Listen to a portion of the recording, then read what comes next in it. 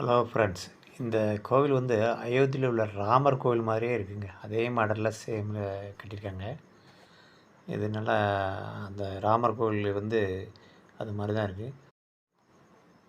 இந்த ராமாயணத்தில வந்து ராமருக்கு கிருஷ்ணர் தேரோட்டியா இருந்தாருங்க. அத ஒரு காட்சியா நேச்சரா வச்சிருக்காங்க. இதுதான் அந்த காட்சி. பார்த்தீங்கன்னா, அந்த ராமருக்கு வந்து கிருஷ்ணர் தேரோட்டியா இருந்த காட்சி. இதுதான் அது. கோவிலுக்குள்ள நுழையிறோங்க. இதுதான் கோவிலோட முகப்பு.